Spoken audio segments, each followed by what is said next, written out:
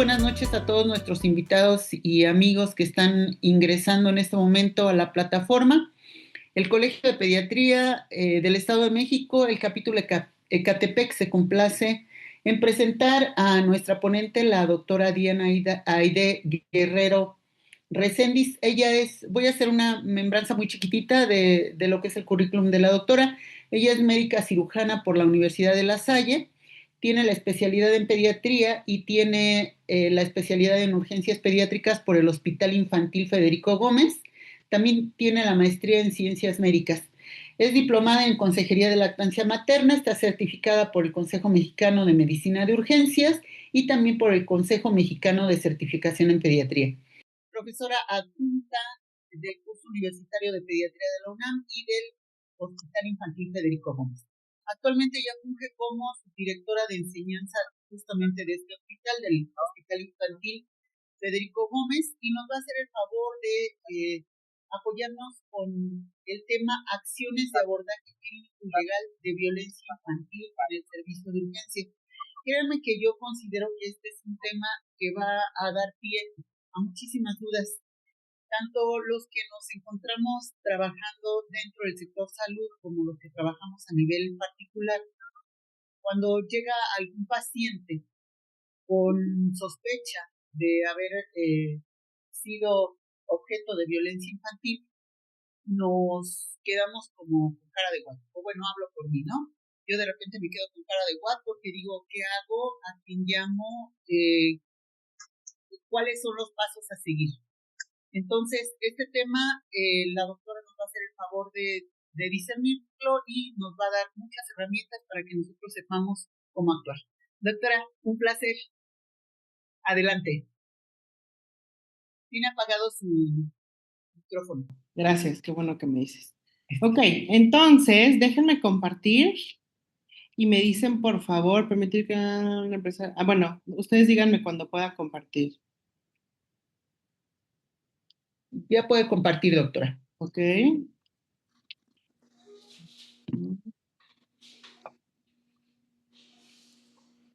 Díganme, por favor, si ven de manera correcta la presentación. Sí, doctora, ya está. Ok, bueno, pues muy bien. Pues muchas gracias, buenas noches. Me da gusto poder estar nuevamente con ustedes, ya que la doctora Amalia me invitó a dar un tema que definitivamente, apago el ventilador, que definitivamente es apasionante. Nos pone a prueba, efectivamente, como lo dijo la doctora Amalia, es difícil ver estos casos, pero es por esto que quiero compartirlo con ustedes. Creo que siempre es muy importante el poder sensibilizar a más y más médicos que están en este primer contacto, que no siempre son pediatras, ¿no? Que a veces son médicos generales, que a veces son médicos de adultos, urgenciólogos, médicos familiares, pero que considero que definitivamente es solamente mediante el aceptar que esto sucede, que es como realmente podemos hacer algo al respecto. Entonces, bueno, agradezco su presencia y pues sí, durante estos próximos minutos pues les voy a hablar de un desafío que enfrentamos cotidianamente, que es la atención de menores que son víctimas de maltrato infantil.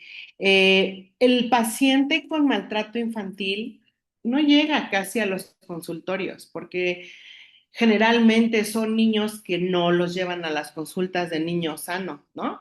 Entonces, realmente la mayoría de estas posibilidades para que nosotros podamos identificar a estos niños, pues es en las salas de urgencias.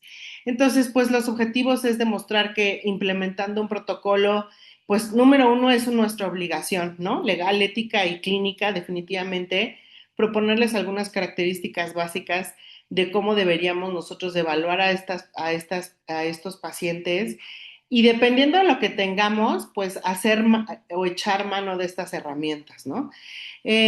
Y pues bueno, la verdad es que tendría que empezar preguntándoles, pues, ¿cuántos menores que ustedes han visto que pudieran pensar que pudieran ser víctimas del maltrato, pues han pasado desapercibidos, ¿no? O cuántos ustedes les entró esa espinita y dijeron, híjole, ¿no será? La realidad es que seguramente a más de uno nos ha sucedido y a veces efectivamente nos quedamos pues pues en el lugar ahí congelados porque no sabemos qué hacer.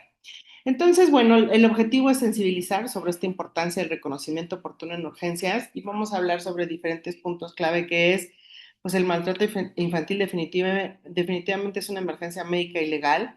La urgencias es la puerta de detección y la mayoría no llegan tocando la puerta diciendo que trae un niño maltratado, ¿no? O sea, generalmente son motivos de consulta muy ambiguos. No sé si me escuchan ahí mejor. Son motivos de consulta muy ambiguos que pudieran estar presentando estos pacientes. Entonces, el pediatra en urgencias o en fin, cualquier médico que esté en urgencias tiene la responsabilidad, sí se oye mejor, de identificar, estabilizar, documentar y notificar de manera correcta. Ahora, en cuanto al maltrato en el mundo, pues es claro que más de la mitad de las infancias están expuestas a métodos de disciplina violenta. En México esto no es una, una, o sea, esto sí sucede, pues, ¿no? O sea, todavía, incluso, pues, de pronto lo hacemos como el motivo de broma, ¿no? La chancla, pero la realidad es que, pues, es algo que sigue sucediendo. Está descrito por la UNICEF que en México 6 de cada 10 niños entre el año y los 14 años experimentan algún método violento de disciplina o de agresión psicológica o física y generalmente el maltratador está en casa. Eh, es una de cada 1.400 consultas en urgencias pediátricas y están reportados para el 2023 más de 42,000 casos, que de todos modos se estima que en realidad esto está infraestimado, ¿no? O sea, se cree que hay muchísimo más, pero desafortunadamente no se detecta y secundariamente pues no se reporta.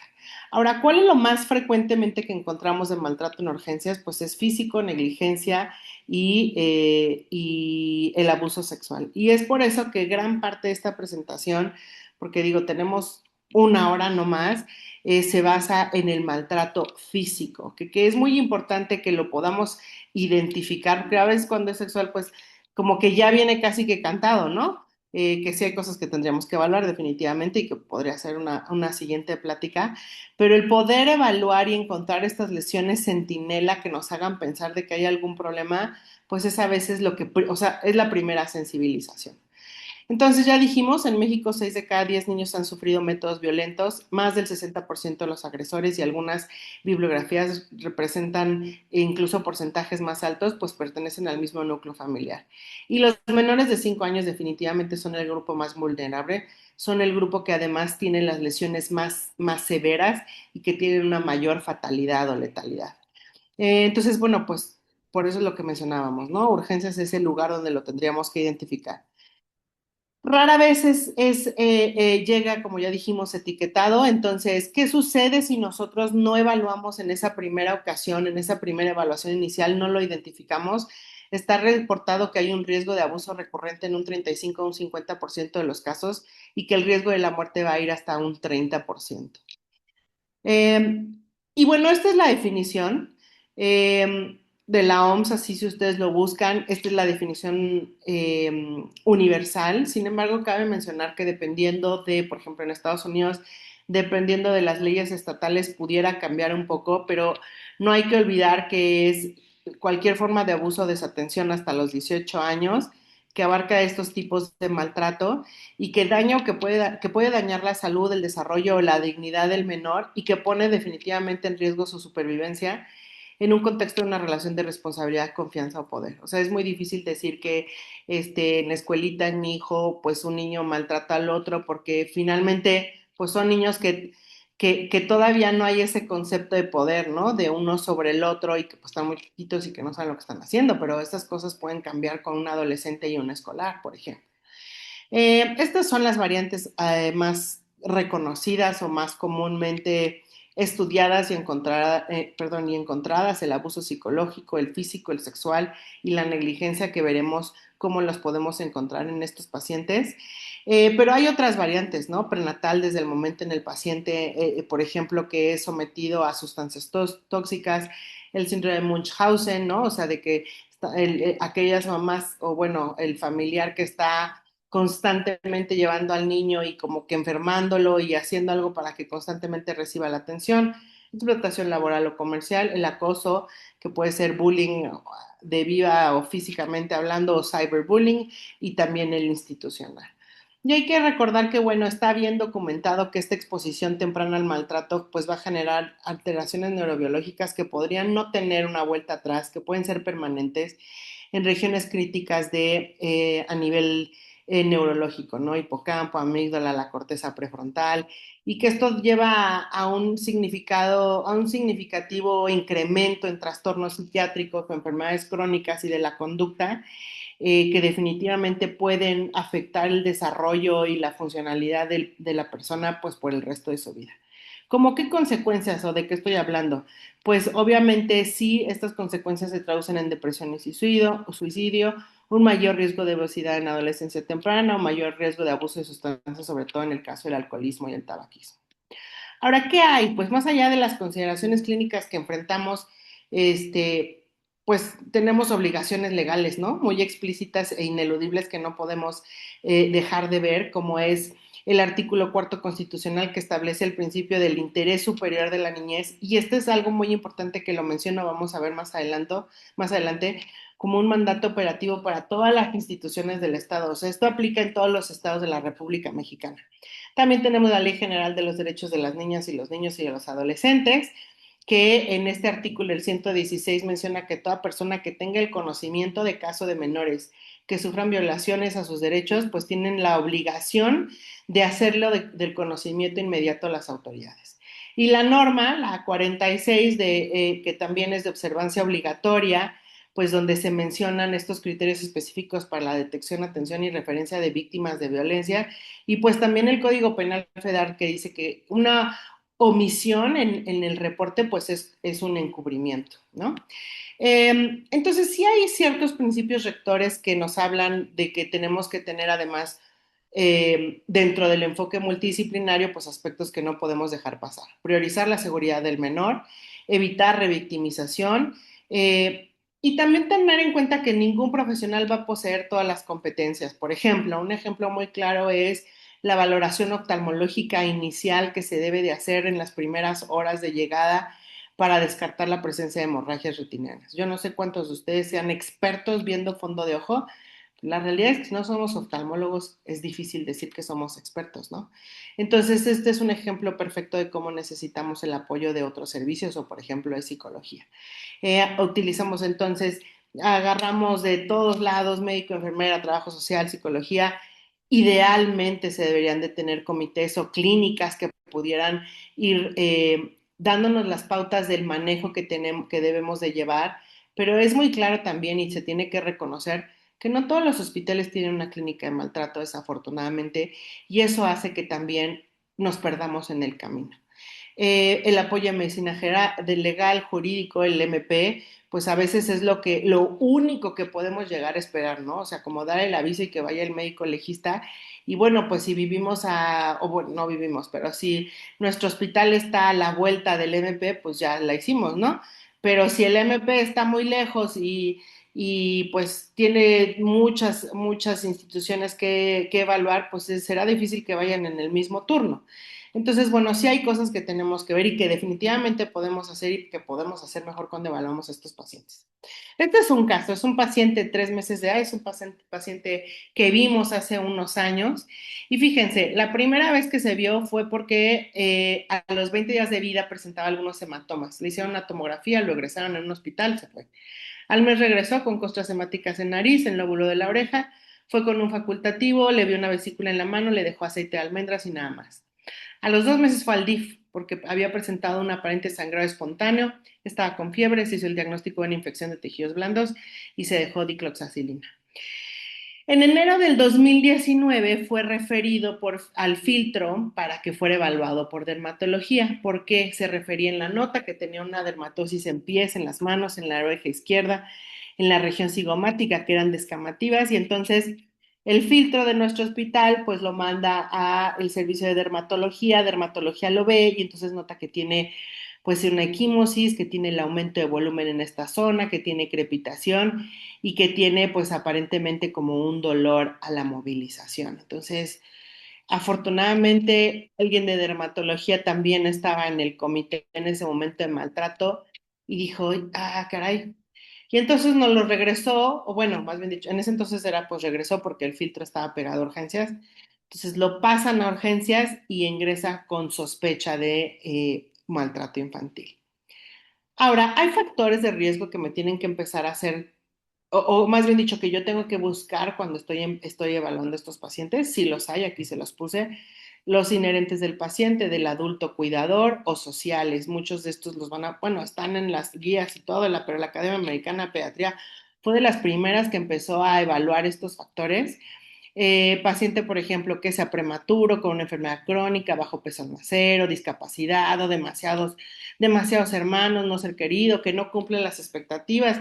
Me ha tocado que tengo pacientes que, pues, tuvieron un TCE, pero resulta que va a venir a evaluarlo no sé quién, de ¿cómo se llaman? De estos que están buscando talentos. El niño tiene 9 años y pues tiene que cumplir porque él sí va a ser un jugador profesional, ¿no? Entonces, el no cumplir estas expectativas, a la mera hora no haber metido los goles prometidos o haber sido la estrella, los pone también en riesgo. En cuanto al adulto, el factor de riesgo sumamente importante y muchas veces encontrado es el haber sufrido también maltrato. El maltratado se convierte en maltratador. Otros aspectos, depresión postnatal, una edad materna muy joven, alguna enfermedad materna, alcoholismo, discapacidad del lenguaje, alguna actividad criminal, baja autoestima y más como a nivel social, pues el tener cada vez menos o una red de apoyo cada vez más chiquita, ¿no? O sea, ser madre soltera o padre soltero, tener 4 hijos, el desempleo y el ejemplo perfecto de esto fue la pandemia COVID. El COVID fue un determinante importante para las llamadas al 911 por violencia intrafamiliar en México. O sea, los niveles más altos fueron alrededor del 2022, si no recuerdo mal, lo tenían en otra diapositiva, porque se juntaban todos los factores, ¿no?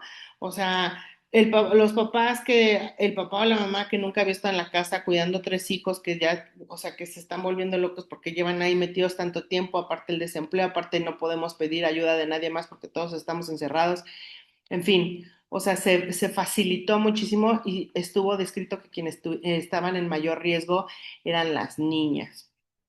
Ahora, estos pacientes llegan y la realidad es que el paciente con maltrato se tiene que evaluar desde el punto de vista que pudiera ser un paciente con politrauma, es decir, con ese grado de inestabilidad puede llegar. Entonces, estos pacientes definitivamente se evalúan bajo un protocolo de politrauma como puede ser ATLS y se hace una evaluación sistematizada.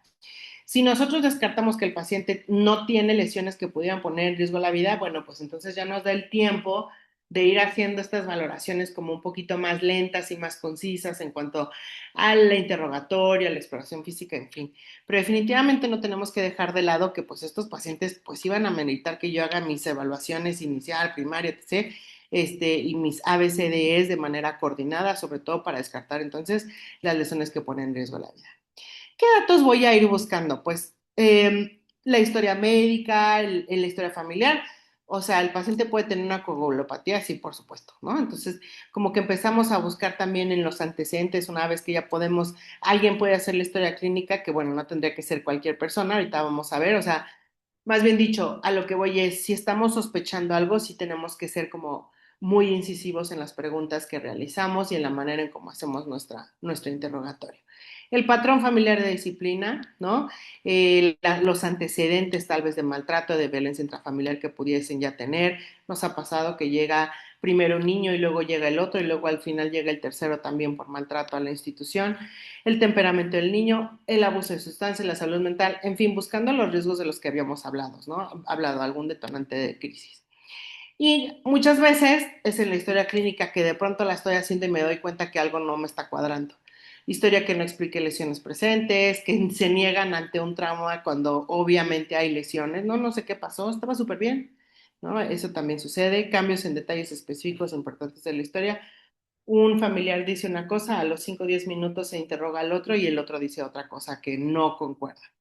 No concuerda con la edad, con la edad, perdón, o con el desarrollo en ese momento, con los hitos del desarrollo que puede tener el paciente, o retraso en busca de la atención es también un factor importante que nos tiene que hacer que se nos pare ahí una bandera roja. Diferentes testigos, diferentes menciones, que es lo que habíamos mencionado. Ahora, hay herramientas que yo puedo utilizar rápidamente que me pueden, hay muchísimas herramientas, pero hay unas gigantescas, ¿no? Entonces, o sea, muy largas, que no te da el tiempo. Esta regla que se llama Escape sí, es una regla de una serie de preguntas, fue validada en un servicio de urgencias, aplica para todas las edades, específicamente para el abuso físico y negligencia, que si tomamos en cuenta que son dos de los tres tipos de abuso de maltrato más frecuentes de los que llegan al servicio de urgencias, pues está bastante bien. Y la realidad es que es muy sencilla, yo le digo a mis residentes, cuando estás en la consulta de urgencias, pues, o sea, en realidad es muy, muy fácil que puedas llegar a hacer estas preguntas, ¿no? O que tú te hagas estas preguntas y con que una salga en uno de los cuadritos grises es más que suficiente para que puedas empezar a hacer un protocolo más largo, ¿no? O sea, en sospechar finalmente la posibilidad de maltrato. Si la historia es consistente con el mecanismo de lesión, si se retrasó innecesariamente la atención médica, si se concuerda la lesión con el neurodesarrollo del paciente, el comportamiento del paciente y sus cuidadores primarios, así como su interacción correcta, los hallazgos de la exploración física concuerdan con la historia referida y si existe cualquier dato que te haga dudar de la seguridad del paciente o de otros miembros de la familia. Si la respuesta es sí, o sea, ya, ¿no? O sea, con cualquiera de estas en gris es más que suficiente para que nosotros pudiéramos empezar a echar a andar esa maquinaria dentro de nuestra mente y pensemos en esa posibilidad. Porque solamente así realmente estamos abriendo la posibilidad a ver algo más, ¿no? En la exploración física, en lo que le voy a preguntar. Si yo ni siquiera lo quiero ni, o sea, si no quiero ni pensarlo, ni voy a hacer las preguntas, ¿no? Y tampoco voy a ver esas lesiones que tiene de hematomas en zonas donde no las debería de tener como algo raro, porque ni siquiera quiero pensar en maltrato. Entonces, hay signos generales de abuso, sí, para el reconocimiento. Entonces, en el niño, en el cuidador o en la interacción niño-cuidador. Entonces, por ejemplo, en el niño, pues algunos cambios conductuales que ahorita vamos a ver cómo ahorita ya nuestra clínica de atención al niño con sospecha de maltrato infantil los ha dividido, pero por ejemplo, si hay cambios repentinos en el comportamiento, lo de la búsqueda de atención, problemas de aprendizaje sin ninguna causa física aparente y que de pronto pudieran empezado de un momento al otro. Iba súper bien en la escuela, no sabemos qué pasó, pero desde que nos mudamos con el abuelito donde viven 6 personas más y viven esto ha cambiado. ¿No?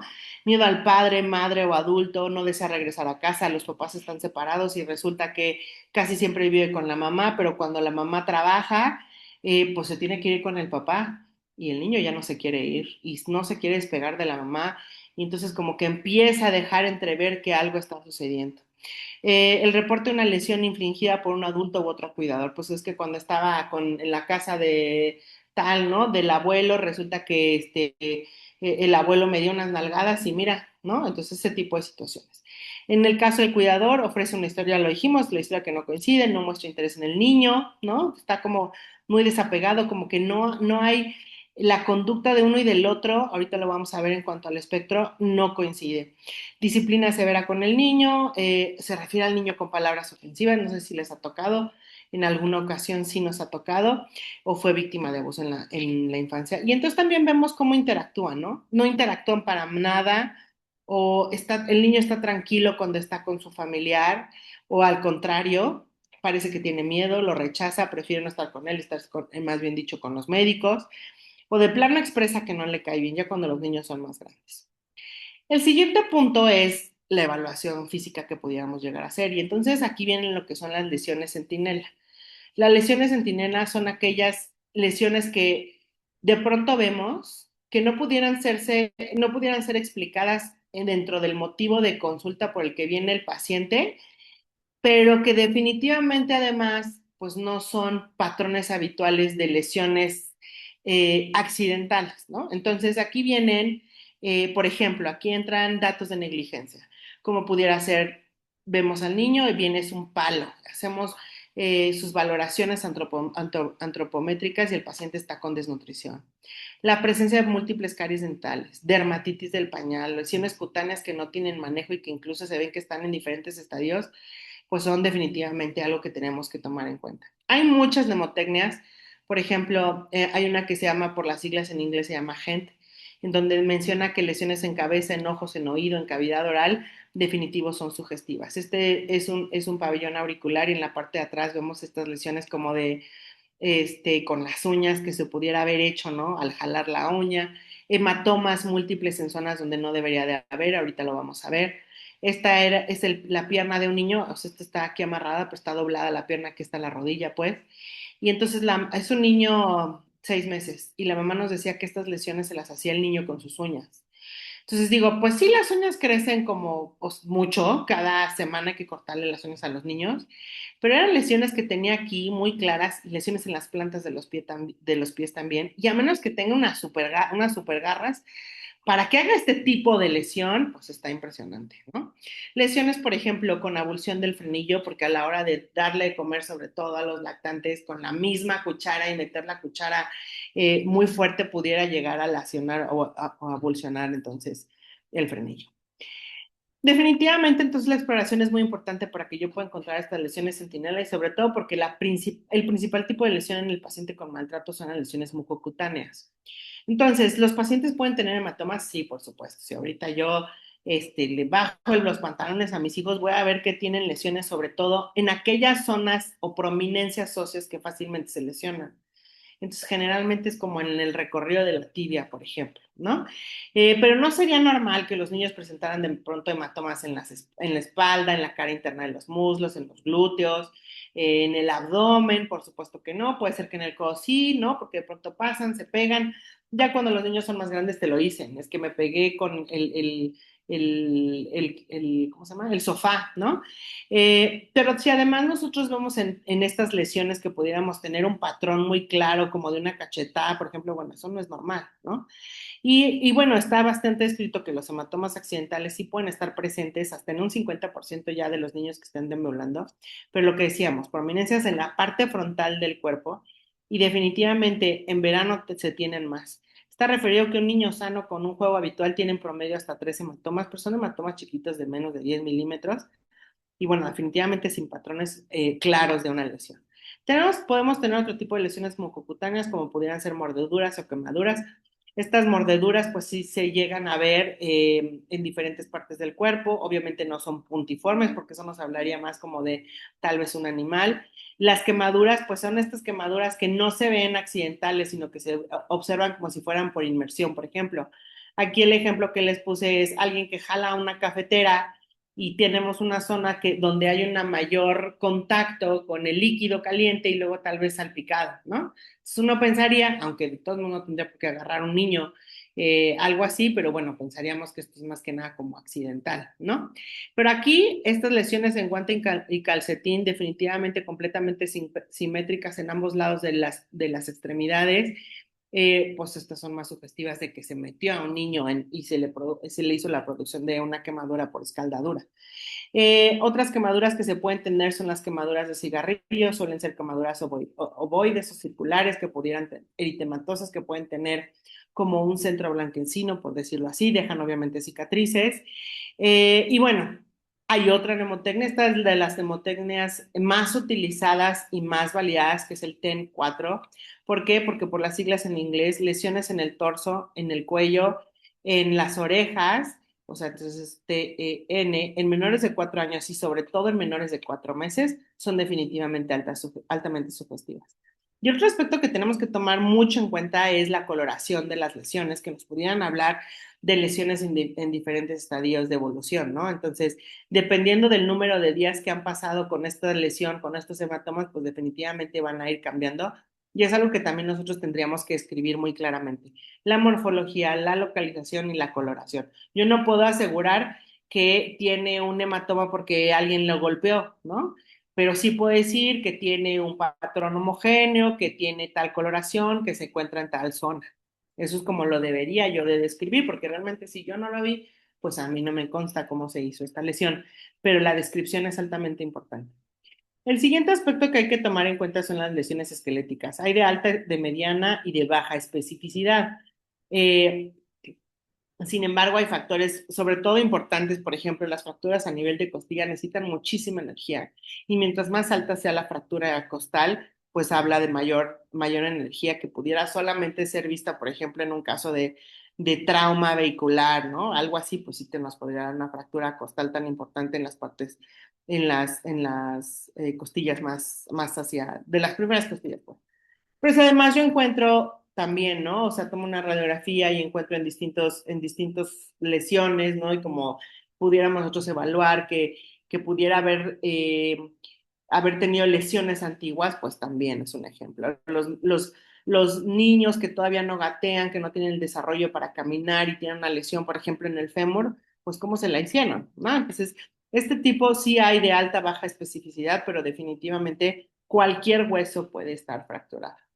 Entonces, pues aquí les puse las indicaciones para la serie ósea, incluso hasta gemelos en menores de 3 años del niño que fue a la valoración, le tocaría también una serie ósea, porque tenemos que descartar, pues definitivamente lo que habíamos mencionado, ¿no? Como fracturas y en diferentes tiempos de evolución. Y estas son todas las proyecciones incluidas en una serie, o sea, no es suficiente con que le tome huesos largos, es todo esto lo que le tengo que tomar y además lo tengo que repetir a las 2 semanas porque se ha visto que se identifican las fracturas hasta un 25% más. ¿Sí puede tener otra alteración? Pues sí, claro que sí. Pero pues yo tengo que pensar en esta gran posibilidad y bueno, las alteraciones en colágeno y en óseo pues tampoco son más frecuentes. Definitivamente es muchísimo más frecuente el maltrato que alguna de estas alteraciones. El TCE por maltrato o el TCE infringido, o sea, no accidental, desafortunadamente es la principal causa de mortalidad y sobre todo, sí, en menores de 5 años. Se presentan síntomas neurológicos que pueden ser desde pérdida de conexión con el medio, retraso finalmente o como regresión del desarrollo, hasta obviamente crisis convulsivas, algo muchísimo más agudo tal vez. Y aquí es importante mencionar que la tarea de un hematoma subdural con una lesión de parénquima cerebral y hemorragias retinianas es altamente sugestiva de maltrato y todavía más si yo le agrego una fractura costal, pudiendo llegar a tener un valor predictivo positivo de un 85% con 3 de 4 combinaciones que estamos ahí. Ahora, ¿qué tan frecuentemente es que tengamos hemorragias retinianas? Lo que habíamos dicho de que tenemos que pedir que venga a verlo el oftalmólogo, pues la incidencia es hasta tan alta como de un 85%. Y la única otra patología o etiología que pudiera causar hemorragias retinianas tan extensas que abarcan todas las capas de la retina es una malformación arteriovenosa. Pero de ahí en fuera, nadie hace tantas hemorragias retinianas como un maltrato. Entonces, por eso es tan importante, bueno, antes de por maltrato, por eso es tan importante que se haga esta interconsulta de oftalmología en las primeras 24 a 72 horas. Y así es como se suele ver, así los hemos visto nosotros en nuestros pacientes, estas lesiones, las hemorragias retinianas, vean lo extensas que llegan a ser, algunas se ven como flamitas, ¿no? O sea, todo este puntilleo en todas las capas, definitivamente esto es altamente sugestivo. Las lesiones esqueléticas la habíamos mencionado, lo de las fracturas costales. Obviamente que si yo tengo un trauma abdominal o un trauma torácico, tengo que pensar en una lesión interna, ¿no? Que puede ser desde producirme una fractura, una lesión o alteración del parénquima pulmonar, o lesiones, por ejemplo, a nivel de abdomen, o una laceración hepática, por ejemplo, en fin. Entonces, por ejemplo, en el caso de un trauma, más bien dicho, en el caso de hematomas en la zona abdominal con dolor a la palpación, no hay que dudarle. Estos pacientes ameritan una tomografía, toma de función hepática, lipasa, milasa, renal, para descartar que finalmente tengamos alguna lesión y buena parte de la tomografía. ¿Qué pasó con nuestra paciente de 3 años? Entró a urgencias, se le hizo una tomografía de cráneo por el aumento de volumen, una serie ósea, todo esto se reportó como normal, pero sí se le avisó al MP, subió a piso, sí tenía estas lesiones en la piel, entonces salió que tenía cándida, dijeron, ay, tal vez tiene una inmunodeficiencia y por eso le ha ido tan mal. Y en lesiones, fíjense, este es como este es su glúteo, aquí solo tenía un hematoma, tenía estas lesiones en la manita, en todos los deditos, y entre el pañal y la zona baja del tórax tenía estas otras lesiones. No tenía nada más. Estuvo 15 días con nosotros, se egresó, tenía ganancia ponderal se dio el aviso al MP y entonces la custodia se quedó a cargo de la abuela. El problema es que la abuela vivía con muchísima gente más. Entonces, a los 20 días regresa este paciente nuevamente con aumento de volumen, también aumento de volumen, irritabilidad y limitación del movimiento del brazo derecho y el aumento en la región frontal, ¿no? Tenía un hematoma subgaleal muy importante, temporooccipital, de 13 por 9 centímetros y aumento de volumen en el brazo derecho. Todo lo que había ganado de peso ya lo había perdido y tenía muchos hematomas. Fue a tal grado el secuestro por el hematoma subgaleal que tenía, que traía una hemoglobina de 6.9. Dijimos, bueno, tal vez, o sea, obviamente maltrato, pero bueno, no, a ver, vamos a descartar alguna coagulopatía, ¿no? Eh, También tenemos que buscar indicadores de maltrato emocional, ¿no? Entonces, ya habíamos mencionado algunos de ellos, algunas características importantes, algunos indicadores físicos, no los hemos comentado: dolor de cabeza frecuente, dolor abdominal, diarrea, dolor en brazos, en las piernas, algún trastorno del habla, regresión del desarrollo, definitivamente. No están felices, están asustados, están angustiados, y conductas sexualizadas también, ¿no? O antisociales o agresivas, empiezan las escuelas, luego empiezan a notar los cambios también. Entonces, definitivamente este tipo de indicadores también lo tendríamos que buscar. Ahora, ya lo revisamos al paciente, ya descartamos que tengan estas lesiones. ¿Cómo realmente hacemos el abordaje o ese seguimiento? La posibilidad de que yo esté juntando datos para maltrato. Pues hay que tener herramientas, hay que tener checklists. Este es el que nosotros hicimos en urgencias hace un tiempo, ¿no? Pues aquí poníamos antecedentes, por lo menos dos, y entonces aquí vamos, ¿no? Poniendo aquí que tiene alguna clínica sugestiva a cualquier edad. Pues tiene equimosis que no están en las prominencias, tiene un TC grave, tiene además unas lesiones en cavidad oral y entonces le va sumando, ¿no? Y en imagen ya le hicimos la imagen y entonces encontramos esto y esto y esto. En menores de 18 meses, cualquier hematoma en paciente menor de 5 meses, lesiones en cavidad oral, imagen, en fin, ¿no? ¿Y qué más le hice? Pues ya lo tuve que haber hecho el escape, mi serie ósea, mi fondo de ojo, biometría, tiempos de nutrición, las interconsultas iniciales y estas otras, no sé, ortopedia, hematodema, pues sí eh, no son obligatorias, obviamente vamos a depender de cada caso, ¿no? Y si se le hizo la valoración psicológica que dijo y trabajo social y bueno, algún asunto jurídico X extra que tendríamos que mencionar, pues lo decimos, ¿no? Ahora, hay una ruta crítica entonces, ¿no? O sea, llega el paciente a urgencias, hago mi detección, vi lesiones centinela, hice mi escape y ya empecé mi checklist y entonces estoy viendo a ver qué más tiene. Voy a solicito entonces las valoraciones. Hay valoraciones que no nos pueden faltar lo más pronto posible: trabajo social, psicología. Y aquí les puse CAIMI. CAIMI es en nuestro hospital ya la clínica de atención integral al maltrato infantil. Nosotros tuvimos una clínica de atención al maltrato infantil, luego desapareció.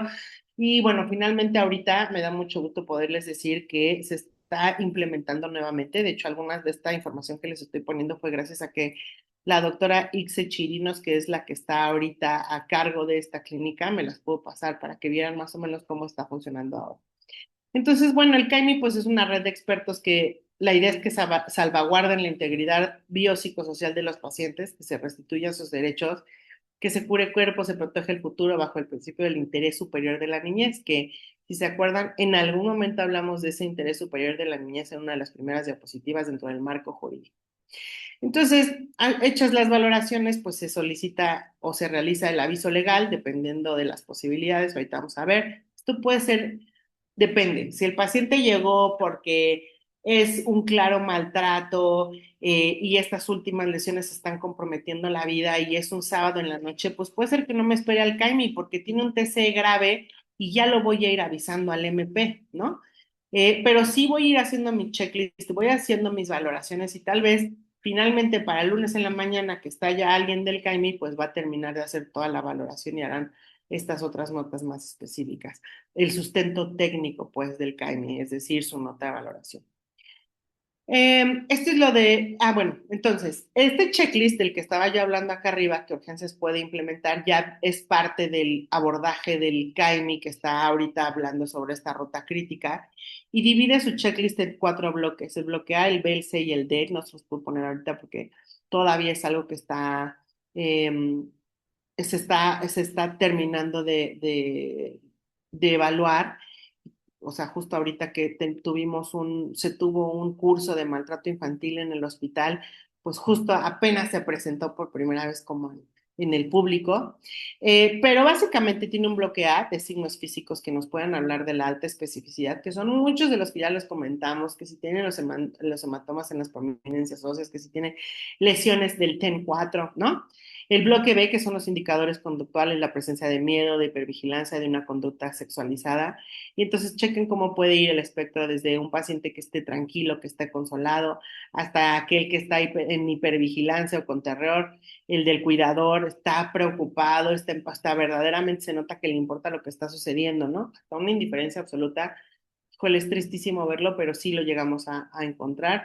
O una conducta incongruente, ¿no? Comportamiento como que normal, pero en realidad el niño tiene una conducta sexualizada y empieza a hablar, pues, de cosas que de acuerdo a su edad no tendría por qué, ¿no? El bloque C es la historia y el relato, o sea, las inconsistencias de las que hemos hablado, y el bloque D es también buscar otros datos finalmente de negligencia, por lo que ya mencionamos de que se asocian mucho en estos pacientes. Ahora, si yo estoy haciendo mi checklist, estoy evaluando al paciente y digo, o sea, como que hay una duda razonable o los hallazgos son indeterminados, este paciente, tenemos la facultad para retener a los pacientes para estudios de extensión, ¿no? Así les decimos, bajo el interés superior del menor. O sea, es en protección de la niñez, ¿no? No puede haber una alta voluntaria si estamos sospechando que hay riesgo de maltrato. Incluso si el paciente está en la guardia, pues se activa este resguardo por causa social y se solicita lo más pronto posible la valoración por el CAIMI, ¿no?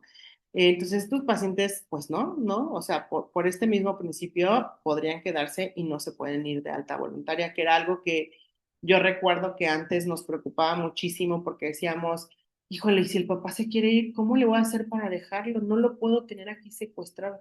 No, pues resulta que no lo vamos a tener secuestrado, pero sí hay un resguardo por causa social.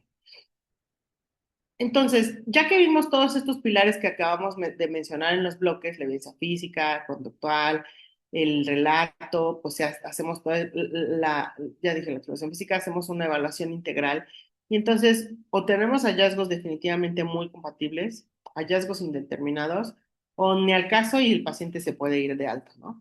Cuando tenemos hallazgos compatibles, pues la notificación médico-legal, pues la universal que tenemos, la hoja que todo el mundo hemos visto y que a veces se nos olvida que tenemos que revisar cómo se llena, pero que ahí viene muy bien descrito. Las hojas de lesiones, ¿no? Entonces, por eso es importante lo observar, medir, describir, en fin, la morfología, el color, la localización. Y si los hallazgos son indeterminados, activar el resguardo por causa social, no permitir que el paciente se vaya y en nuestro caso, pues sí, obviamente la valoración por el CAIMI lo antes posible y por los demás servicios que necesitamos. Entonces, yo le digo a mis residentes, necesitas herramientas para que cuando este paciente llegue al MP, bueno, no el paciente, pero el caso de este paciente llegue al MP, cada vez haya menos duda para el MP, a pesar de que no lo está viendo en ese momento, de que definitivamente urge que lo vaya a ver y que evalúe si es o no meritorio de, ¿no? En el caso de este paciente, pues tenía una fractura de húmero no cabalgada, esta es su radiografía, tenía una fractura también lineal parietal derecha, era una anemia normo-normo, los tipos de coagulación habían salido normales. Se le volvió a repetir la serie ósea y sorpresa, tenía fracturas antiguas en la quinta y novena costilla. Esa primera serie ósea que había salido negativa en esta ocasión, o bueno, normal, pues tenía estas fracturas. En ese entonces teníamos una clínica de osteogénesis imperfecta que dijo que el diagnóstico era poco probable, ahorita ya no tenemos esa clínica. Pero se le hizo todo lo demás. Sí tenía una deficiencia de vitamina D, que bueno, también el COVID nos enseñó que, o sea, es más común de lo que nosotros creemos. Y bueno, se descartó una coagulopatía. ¿Qué pasó con este paciente? Este paciente en lo que estaba en estudio tuvo una IBU, entonces se quedó más tiempo. Y eso nos permitió evidenciar que el que era el perpetrador, pues era el papá. Tenía nuevos hematomas incluso, y entonces, bueno, pues ya se corroboró el maltrato y se mandó al DIF este paciente. Ahora, ¿de qué depende el efecto? Pues de muchos factores, la edad, si es una primera vez, si es crónico, la identidad, si va a quedarse con un tutor responsable, si se le da un seguimiento o no a estos pacientes, cuánto tiempo lleva maltratado a este paciente también, ¿no? Entonces, está bien descrito esta lesión, se le conoce como un estrés tóxico que puede afectar muchísimo en muchísimos órganos, pero bueno, se habla mucho sobre el desarrollo neurológico porque definitivamente afecta muchas estructuras produciendo un menor volumen, pues en menor volumen, pues una menor función, también incluso inmunológicas, ¿no? Está descrito que estos pacientes pues tienen afecciones en diferentes esferas de su vida que si no tienen un manejo multidisciplinario pues es muy difícil de poder resolver, ¿no? Entonces, bueno, pues todo menor amerita esta implementación de medidas de protección, monitorear las condiciones del ambiente, coordinar incluso con instituciones o con otros servicios para que podamos tener el seguimiento correcto. Y algo que no mencioné, pero que es importante, incluso el CAIMI les pide asentimiento y consentimiento informado de que se les va a hacer una valoración como más minuciosa, en fin, ¿no? Que obviamente cobra mucha relevancia cuando tenemos casos también de abuso sexual. Entonces, bueno, como conclusiones, pues la pregunta no es si debemos implementar protocolos, sino cuándo los debemos implementar y cómo lo vamos a hacer. Yo a mis alumnos de pregrado, cuando les doy la plática de maltrato infantil, les digo que cuando vayan a hacer su internado, pues que vayan y pregunten cuál es el protocolo de maltrato infantil que se lleva ahí y que se empapen de él y que los ponga a hacer un curso también en línea muy bueno creo que es de Colorado, de la Universidad de Colorado, para sensibilizarlos lo más posible y que pues se les prende ese foco, porque en realidad es eso, ¿no? Empezar a abrir los ojos de que una lesión, como que esta lesión no checa, como que este niño lo veo raro, como que este papá también lo ve raro, y empezar a darle finalmente el manejo que necesita. Bueno, la evidencia epidemiológica, el marco legal, las recomendaciones internacionales y la experiencia de las instituciones demuestran pues que es necesario que hagamos todo esto que hemos platicado. Sí hay barreras, ¿no? La falta de recursos, de personal sobrecargado, amenazas incluso a veces, pues de los mismos familiares en ocasiones y que no se tengan como tal una protección. Eh, pero creo que es muy importante que recordemos, incluso en cuestión de costos, pues la inversión que se requiere es significativamente menor que los costos potenciales de omisión, pero que además, híjole, ¿no? Pues son niños. O sea, si nosotros no estamos ahí para ellos, pues en su casa no va a haber alguien más, ¿no? O sea, porque el perpetrador está en la casa. Y es bien difícil cuando es alguien, ay, no, es que es de la familia del papá, no, le vamos a tener que decir. O sea, este niño la va a sufrir toda su vida si nosotros no hacemos nada. Si es que llega a toda su vida, porque ya dijimos que el riesgo de muerte es mayor, es hasta del 30% en estos casos. Entonces, pues la obligación está, o sea, por donde la quieran ver. Pero si yo tengo un protocolo, definitivamente es más fácil que le pierda el miedo, que tenga una guía, que no me pierda en el camino y que cuando yo tenga que evidenciar en un papel, porque resulta que no tengo una clínica de maltrato, entonces me toca nada más hacer el aviso al MP, bueno, pues hago un aviso al MP lo mejor descrito posible, lo mejor estructurado posible, ¿no? Y esto facilitará que cuando llegue el médico legista, pues puede hacer mejor su trabajo también. Y finalmente le estoy brindando esa protección que yo juré que le iba a dar a mi paciente. Les voy a poner un video que espero que sí se oiga bien. This is a 15-year-old girl being gang raped. This teacher is beating a boy for talking back in class, while the rest of the class watches. And here a toddler is being hit by his mother for breaking a glass. This child sleeps in the streets because her family threw her out. Here, online bullying pushes a teenager over the edge. Just because you can't see violence against children doesn't mean it isn't there. Make the invisible visible. Help us make violence against children disappear.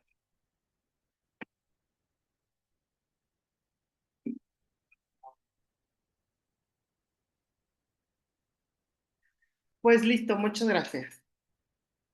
No sé si alguien tenga una duda.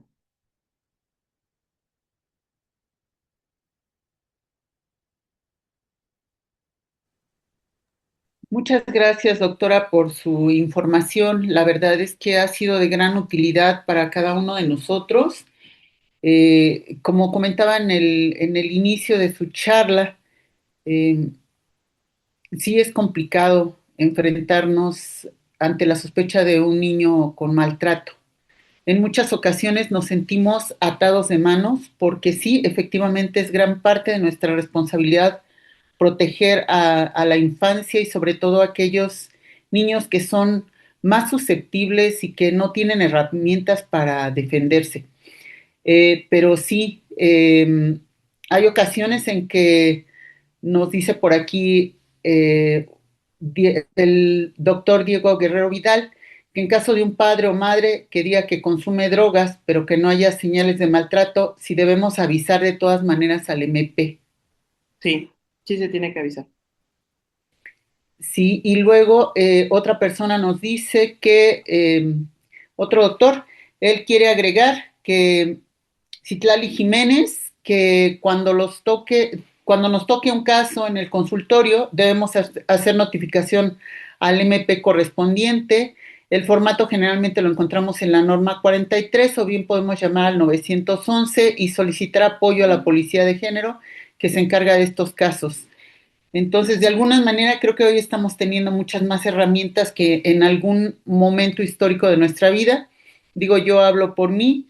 Sí, como dijo usted, hubo alguien que era altamente sospecha de maltrato infantil y el papá pidió alta voluntaria y así se quedó uno con cara de guate.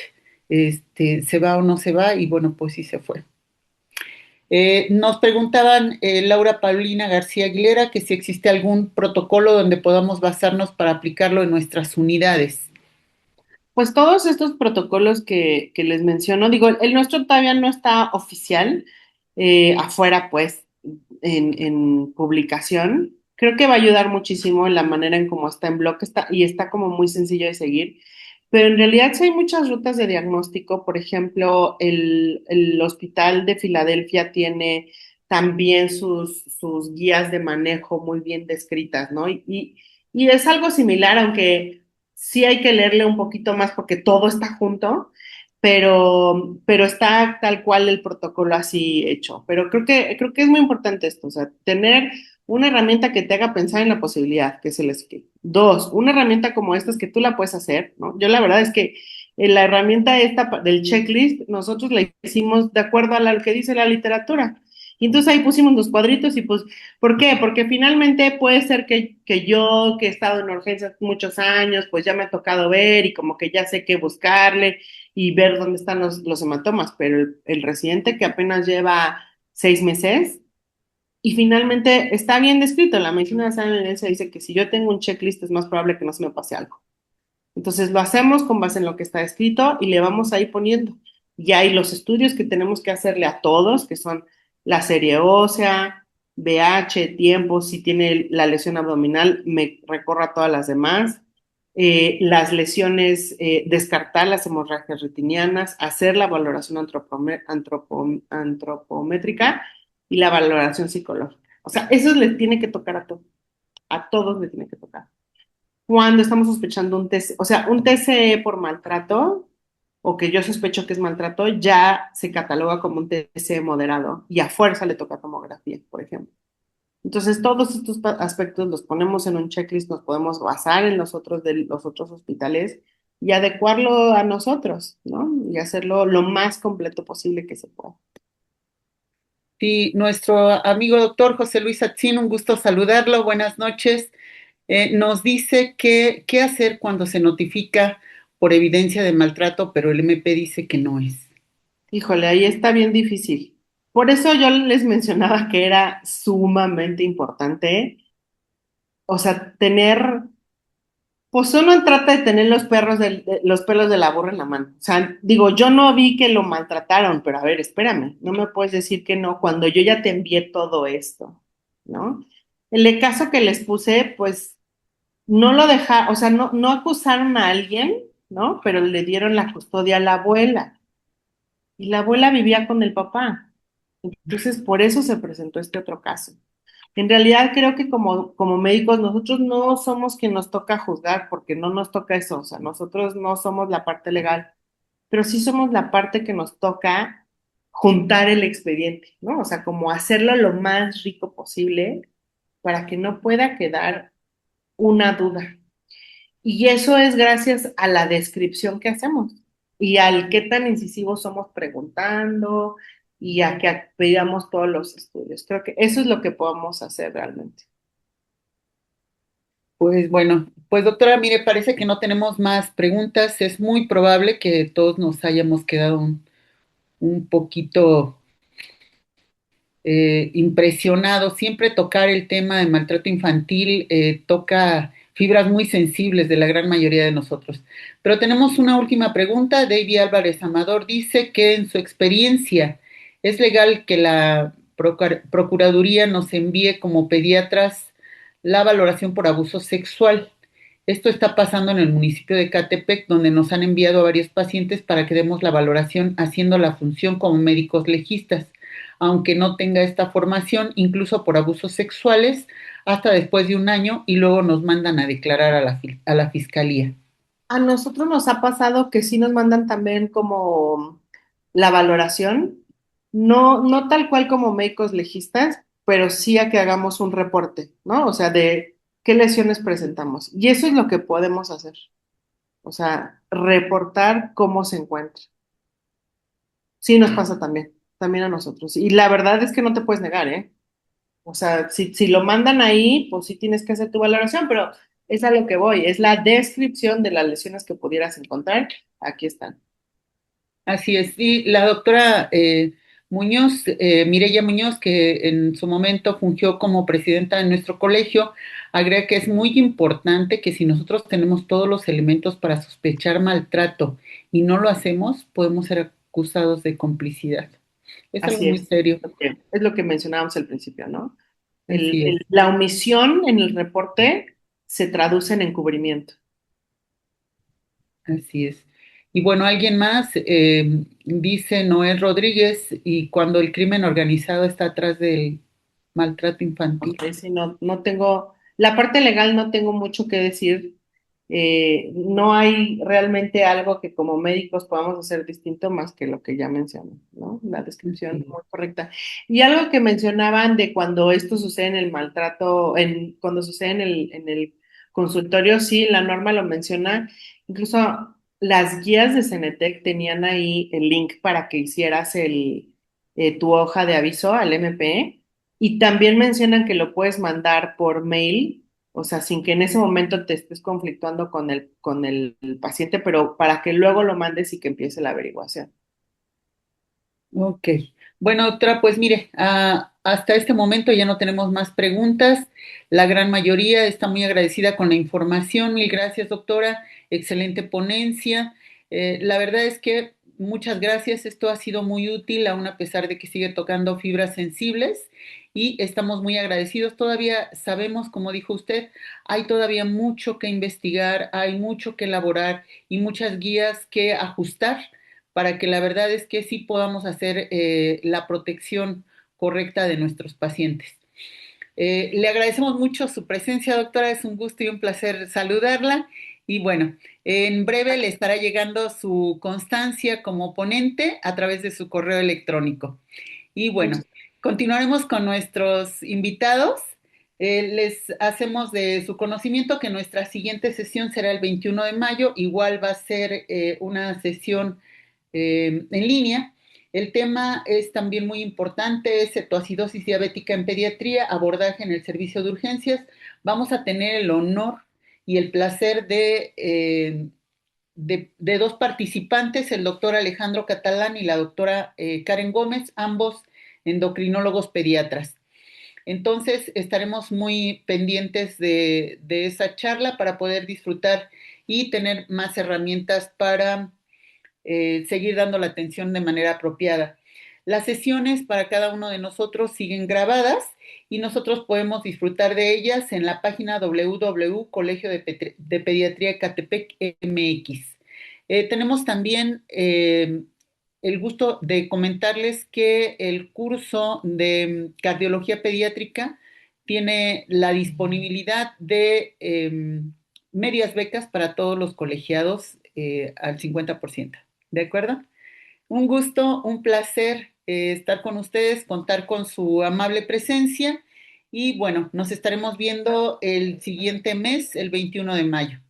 Reciban un cordial saludo de parte de nuestro presidente, el doctor Edgar Quiroz, que en este momento se encuentra aprendiendo más acerca de la pediatría en el Congreso de la CONAPEME. Les pedimos también que nos hagan el favor de registrar su asistencia para que les pueda llegar de manera oportuna su constancia de asistencia a esta sesión. Muchas gracias. Buenas noches a todos.